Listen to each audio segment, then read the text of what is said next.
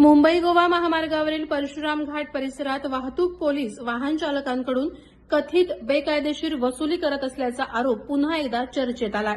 सध्या सोशल मीडियावर एक व्हिडिओ मोठ्या प्रमाणात व्हायरल होत असून त्यामध्ये महामार्ग पोलिसांकडून वाहन चालकांकडून पैसे घेतले जात असल्याचं दिसत असल्याचा दावा केला जातोय।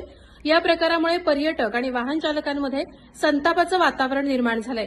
मुंबईवरून चिपळूणच्या दिशेने जाताना परशुराम घाटाच्या सुरुवातीला काही वेळा नियमांचं उल्लंघन किंवा कागदपत्रांच्या तपासणीच्या नावाखाली वाहन चालकांकडून पैशांची मागणी केली जात असल्याच्या तक्रारी पूर्वीही समोर आल्या होत्या। दरम्यान आता एका ट्रक चालकाच्या वाहनातील दोन्ही कॅमेऱ्यांमध्ये कथित वसुलीचा प्रकार कैद झाल्याचा दावा केला जात असून हा व्हिडिओ सोशल मीडियावर वेगानं व्हायरल होत आहे। वाहतूक पोलिसांना जागेवरच दंडात्मक कारवाई करण्याचा अधिकार असला तरी त्या बदल्यात संबंधित वाहन चालकाला अधिकृत पावती देणं बंधनकारक असतं। मात्र व्हायरल होत असलेल्या व्हिडिओमध्ये पैसे घेताना कोणतीही अधिकृत प्रक्रिया किंवा पावती देण्यात येत नसल्याचं दिसतंय। त्यामुळे हा प्रकार थेट लाचखोरीचा असल्याची चर्चा नागरिकांमध्ये सुरू आहे। या कथित प्रकारामुळे महामार्गावरून प्रवास करणाऱ्या वाहन चालकांमध्ये भीती आणि नाराजीचं वातावरण निर्माण झालंय।